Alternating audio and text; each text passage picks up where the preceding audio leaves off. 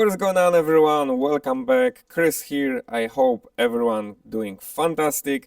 And today I would like to show you guys how to fully build Evo 8 cylinder head. In the last video we put together a short block, and today we're gonna build the cylinder head and we're gonna make a long block.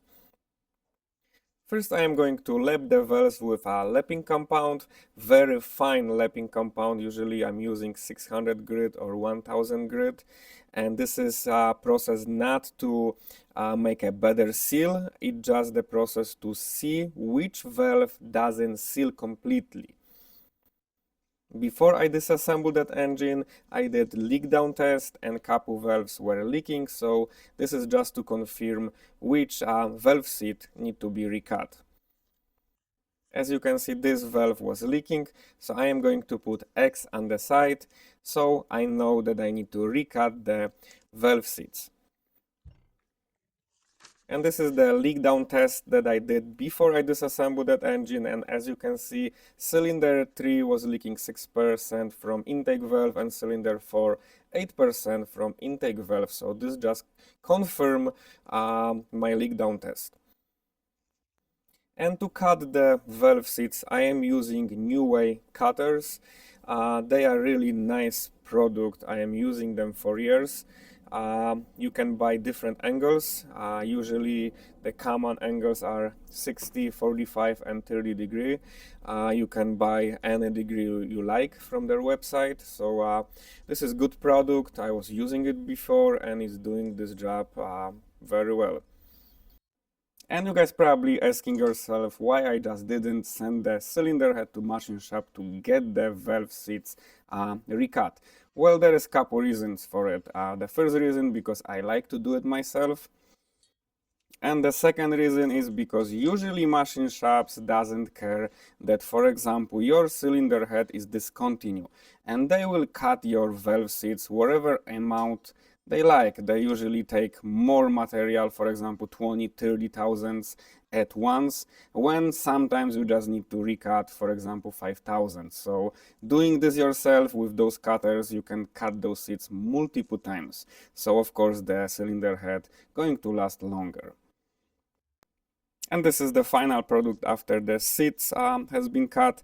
I did check all of them and cut some of them. I just refreshed basically all of them slightly, so there's gonna be fresh contact.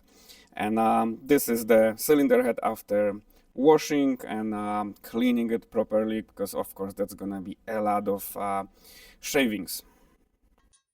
And after the valve seats were cut, I am going to install every single valve, and I have to measure the valve stem height. This is very important after the valve seat cutting, because the valve stem height going to be protruding higher. As you can see, the book giving you measurements and your limit. For example, intake, it need to be 49.7 millimeters, so you have to measure the height and recut or trim the stem height if you need to. I will also need to measure the clearance valve guides to my valves with the telescopic gauge. I already have the bronze valve guides installed, so I'm just rechecking the clearance. And to trim the top of the valve, just cut this slightly and polish the tip of the valve, and then recheck the height. Don't use grinder or anything like that. Now I am going to recheck the installed height for my springs. They are Kegley springs, so I'm just checking all 16 of them for the install height, and I'm just checking how many pounds do I have. So look like all of them are around 85 to 90. I will have to trim some of them because I did recut the valve seats, some valve seats more, some less. That's why measurements are super important. So my next step is to install all valve springs and valves, and I'm gonna measure the spring height. This gonna show me what kind of shims do I need to put under the springs. And after all my measurements are completed and I know what kind of shims I need, now I am going to start the assembly. So we got new valve seals, shims, valves, lugs. So first step would be to install the seals.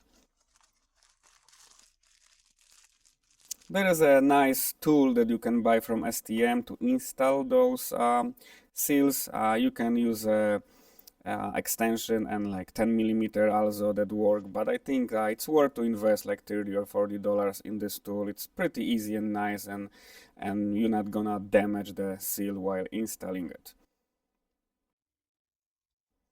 I usually put a little bit of oil inside of them and just push them in with this tool. You don't need to put a lot of force while pushing them in. Some people install them dry. I always put a tiny bit of oil and just push them in. So that worked well for me. Now I am going to prepare my shims under the valve springs, and then I can just install the valves and the springs. Of course, guys, make sure every single valve is clean. Use brake cleaner. Make sure the valve guides are clean.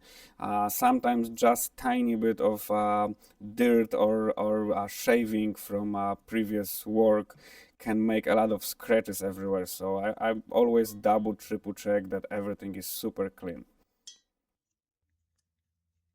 And of course, valve spring installation is pretty simple. You just need a simple tool that you can buy from eBay or Amazon. I believe the STM also got this tool. And so you have to compress the spring and just install the valve lugs. And I am always using brand new valve keepers every time I am removing a spring or valve. This is good practice. That's the way I like to do. Some people reuse them, but I always installing brand new one.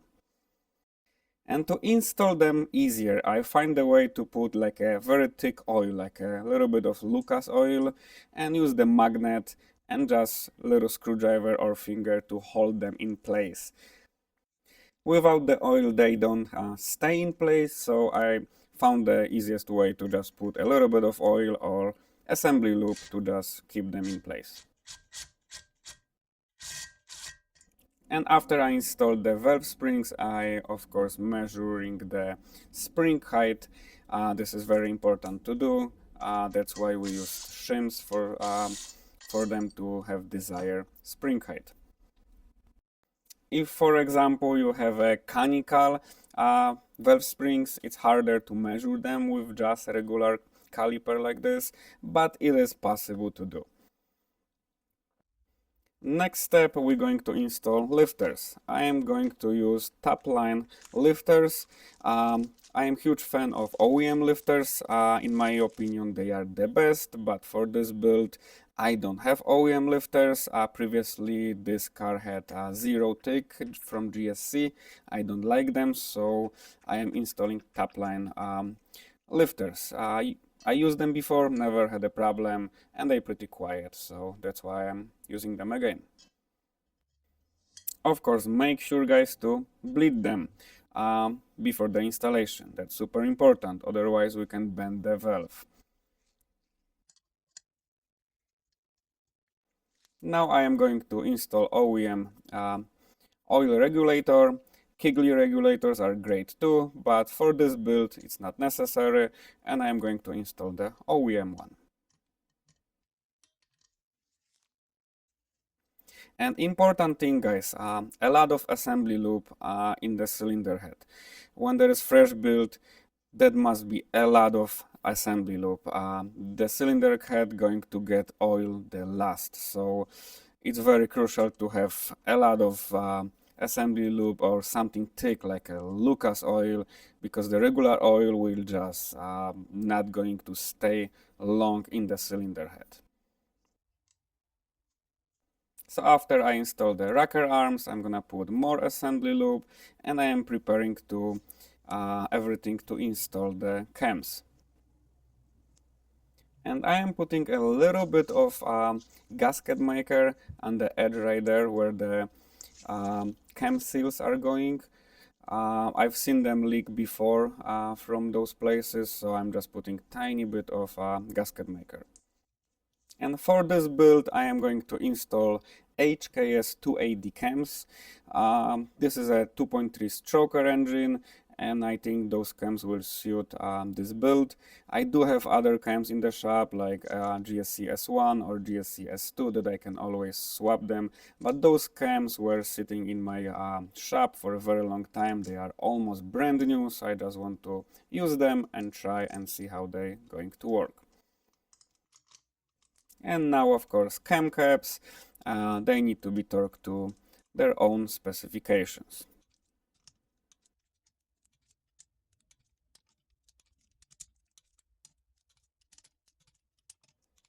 And now it's a time for another camshaft. And again, I am putting a little bit of gasket maker where the cam seal is going.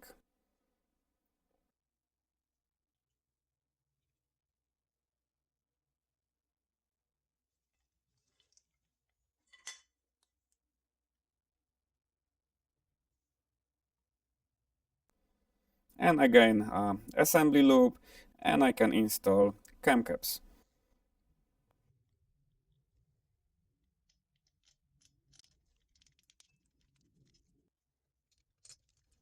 And we're almost done with assembling the cylinder head.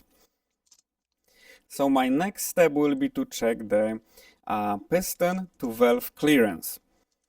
Not many engine builders do this. This step you don't have to do if you know your clearances and if you know how high is the piston and how much your valve is opening. I know my clearances, but I like to double check that. So this is extra process to do. We have to install the cylinder head in a short block. We have to use the gasket that we're gonna use in the final assembly. Of course, we're gonna use some gasket only for this purpose now, but then I'm going to use brand new gasket for final assembly. So I'm going to put Play-Doh on every single piston with a good thickness. So then I'm going to put the head gasket, cylinder head, and the timing. I'm gonna to rotate the engine a couple of times, and then I will remove the cylinder head. It is a good idea to put some oil on the valves so the Play-Doh doesn't stick to the valves if they touch. They're not supposed to touch if there is enough clearance. So after I put the head and put the timing and I rotate the engine multiple times and then I remove the cylinder head, as you guys can see, the valves didn't touch anywhere. So that way, that's giving me indication that I have a lot of clearance, and then I can just do the final assembly and I can install the cylinder head to the short block. And of course, again, cleaning the deck, it's super important. Brake cleaner and clean rack. Then I'm going to install the L19 head studs, brand new Evo 9 head gasket, and then I can put the head on.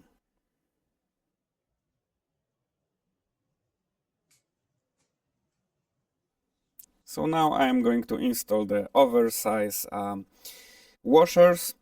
I'm using L19 head studs, but oversized washers, it's a must. I'm going to torque it to 90 pounds, and I'm going to go with, sometimes I do 3 equal steps, sometimes 4, which is, let's say, 25, 50, 75, and final 90. And it's super important, guys, when you do, for example, last step, which is 90, or if you use 625 head studs and you're torquing it to 100, make sure that somebody is holding the hoist with the engine, so it's not moving. Usually when it's moving, then you can torque it one bolt less than the other one. So it's important that you're going with equal steps. Now I'm going to install those two brackets on the cylinder head, and I'm going to use red Loctite.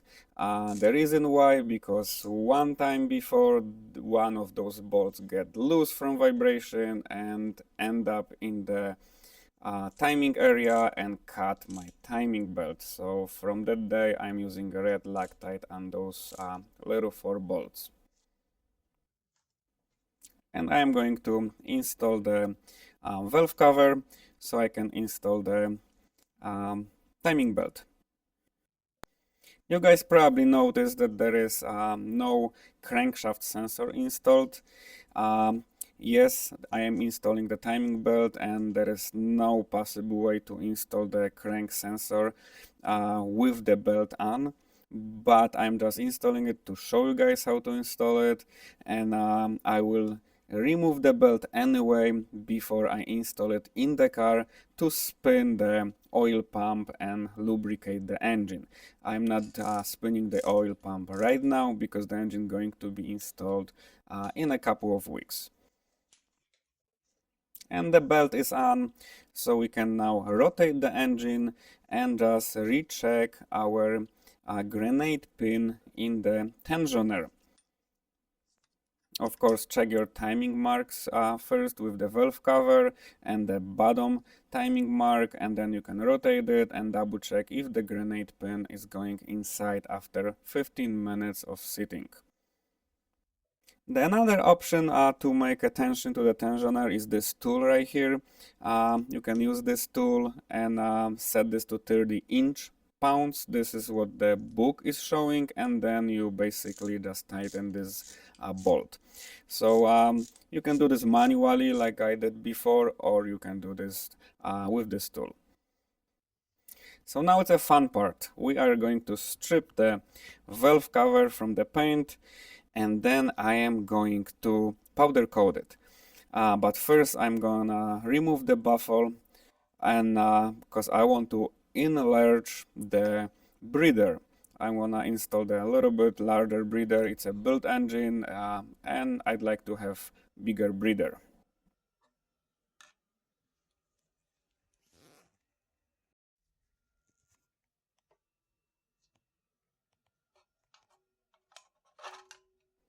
So we got this baffle out, and I'm going to remove that breather.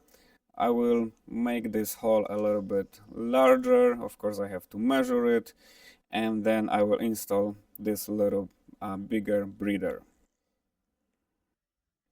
I did not purchase that breather, it's just piece of stainless steel. It was in my garage, so I just cut the piece of it. I just measured the hole, drill it, and then I'm going to install it.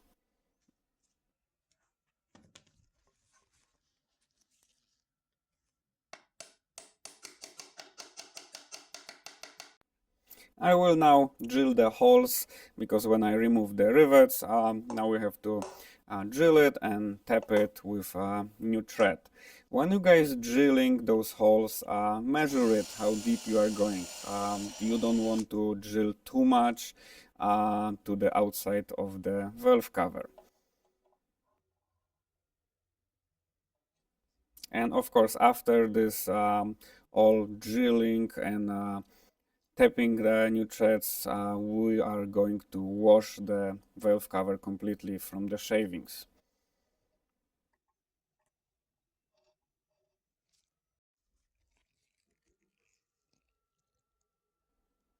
So after washing, I had to cover all places that I don't want to powder coat. So I put all bolts in those threads, and then I powder coated yellow because the car is yellow.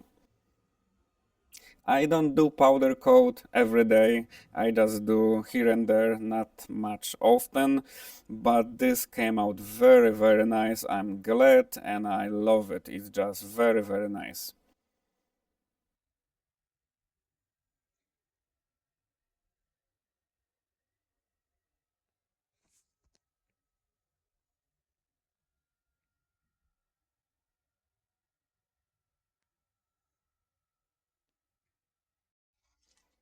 So now I just install the baffles and the new bolts. Of course, I am going to use red thread lacquer for the bolts. The last thing we want to get the bolt loose and end up in our freshly built engine and the valve train. I used to put red thread lacquer, and I also TIG weld bolts to this baffle just to make sure that never get loose. But I think red thread lacquer it's just enough.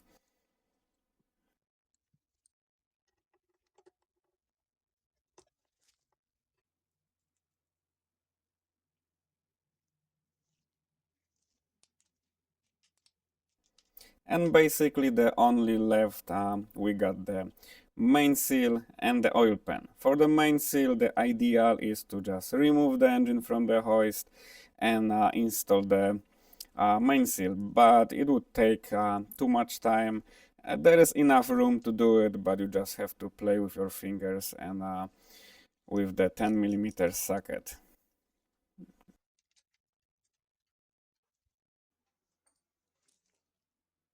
And the oil pan is installed. And actually there is one more thing that we need to do, which is our freshly powder coated valve cover. I will put a little bit more of assembly lube on the cams for the first startup, and we are almost set.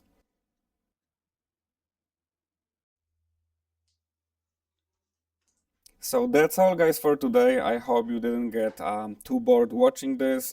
It's actually taking a lot of times to do it right, do it correct, but I try to put everything in a as short video as possible for you guys, so maybe somebody can use this video. Maybe that would be helpful for somebody that like to put the engine together in his own garage and be happy that he's doing this on his own. So if you guys like the video, please like it. If you have any questions, please comment below, and I'm gonna see you guys in the next video. Have a good one.